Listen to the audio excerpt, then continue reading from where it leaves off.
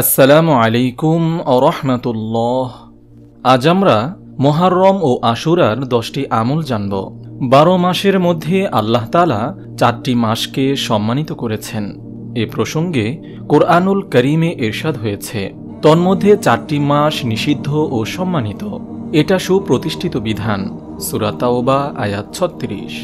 নিষিদ্ধ 4 মাস নির্ধারণ করে হযরত রাসূল সাল্লাল্লাহু আলাইহি ওয়াসাল্লাম ইরশাদ করেছেন, নিশ্চয়ই জামানা আসমান জমিন সৃষ্টির দিন থেকেই তার আপন অবস্থায় ঘূর্ণয়মান। বছর হল 12 মাস, তন্মধ্যে 4টি মাস নিষিদ্ধ ও সম্মানিত। 4 মাসের 3টি হল ধারাবাহিক তথা জিলকদ, জিলহজ, মুহররম। আরেকটি হল রজব। সুনানে আবু দাউদ হাদিস নম্বর 1947। আল্লাহ তাআলার দেয়া সম্মানিত মুহররম মাস আমরা অতিক্রম করছি। সুতরাং এ মাসের সম্মান রক্ষায় আমাদের কিছু করণীয় ও বর্জনীয় আমল আছে।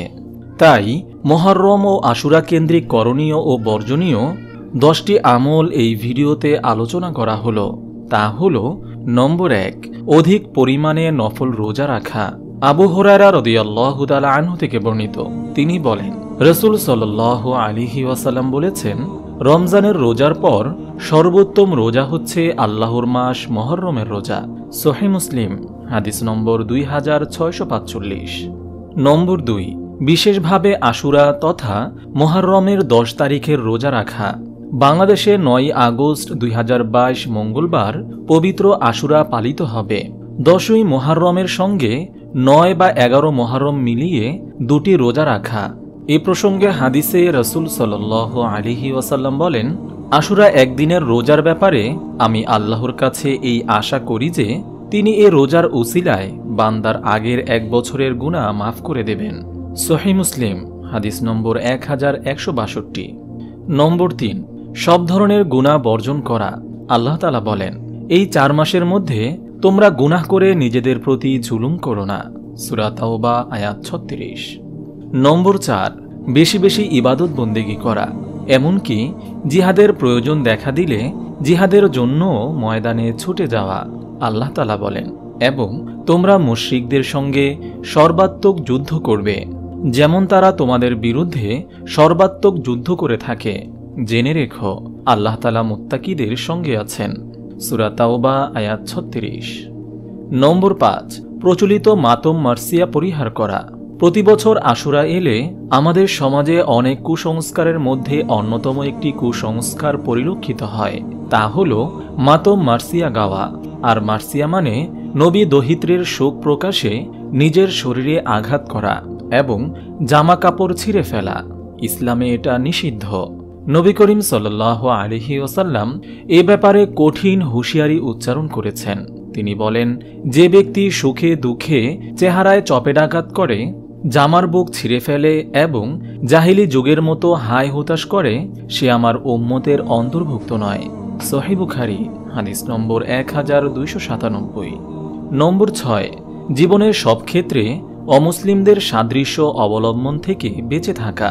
সাহাবী হযরত আব্দুল্লাহ ইবনে আব্বাস রাদিয়াল্লাহু তাআলা আনহু থেকে বর্ণিত, তিনি বলেন, রাসূল সাল্লাল্লাহু আলাইহি ওয়াসাল্লাম যখন আশুরার দিন সিয়াম পালন করেন এবং অন্যদের সিয়াম পালনের নির্দেশ দেন, তখন সাহাবীরা বললেন, হে আল্লাহর রাসূল, ইহুদি ও নাসারারা এদিনের প্রতি সম্মান প্রদর্শন করে রোজা রেখে থাকে। এ কথা শুনে রাসূল সাল্লাল্লাহু আলাইহি ওয়াসাল্লাম বললেন, ইনশাআল্লাহ আগামী বছর আমরা মুহররমের 9 তারিখেও সিয়াম পালন করব। বর্ণনাকারী বলেন, এখনো আগামী বছর আসেনি। এমতো অবস্থায় রাসূল সাল্লাল্লাহু আলাইহি ওয়াসাল্লাম ইন্তেকাল করেন। সহিহ মুসলিম হাদিস নম্বর 2556। এ হাদিস থেকে বোঝা যায়, নবী করিম সাল্লাল্লাহু আলাইহি ওয়াসাল্লাম আমাদের অন্য জাতির সাদৃশ্য থেকে বাঁচতে শিক্ষা দিয়েছেন। তাই প্রথমত আমাদের আশুরার রোজা একটির পরিবর্তে 2টি রাখতে হবে। দ্বিতীয়ত, এখান থেকে শিক্ষা নিয়ে জীবনের সব ক্ষেত্রে অমুসলিমদের সাদৃশ্য অবলম্বন পরিহার করতে হবে। নম্বর 7, আশুরার দিন বেশি বেশি তাওবা ইস্তেগফার করা।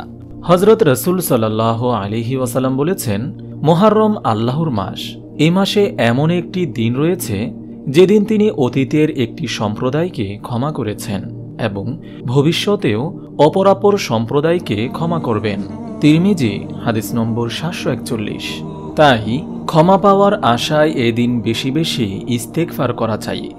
নম্বর 8, আশুরার দিনের গুরুত্ব বোঝাতে মিথ্যা ও বানোয়ার জাল হাদিস বলা থেকে বিরত থাকা। কেননা হাদিসে মিথ্যা সংযোজনকারীকে জাহান্নামে ঠিকানা বানিয়ে নিতে বলা হয়েছে। সহিহ বুখারী হাদিস নম্বর 107। নম্বর 9, আশুরা কেন্দ্রিক সমাজে প্রচলিত সব কুসংস্কার থেকে বেঁচে থাকা। কেননা কুসংস্কারে বিশ্বাস করা ভীষণ পাপ ও ভ্রষ্টতার কারণ। আর আল্লাহ তাআলা বলেন, পথভ্রষ্ট লোক আল্লাহর রহমত থেকে নিরাশ থাকে। সূরা হিজর আয়াত 56। নম্বর 10, আশুরা কেন্দ্রিক প্রচলিত ভুল বিশ্বাস থেকে বেঁচে থাকা। তন্মধ্যে একটি হল আশুরার দিন কিয়ামত সংঘটিত হওয়ার ধারণা। এটা ভুল। কেননা এ সংক্রান্ত বর্ণনাগুলো বিশুদ্ধ কোনো সনদে বর্ণিত হয়নি। সবগুলো বর্ণনা জাল সূত্রে বর্ণিত। তাই এ ধারণা পরিহার করা জরুরি। আল্লাহ তাআলা সব মুসলমানকে ভ্রান্তির বেড়াজাল থেকে বেরিয়ে বিশুদ্ধ দিন মেনে চলার তৌফিক দান করুন। আমিন। আপনি যদি এরকম ভিডিও আরও পেতে চান তাহলে এই চ্যানেলটি সাবস্ক্রাইব করে পাশে রাখা বেল আইকনটি অন করে দিন।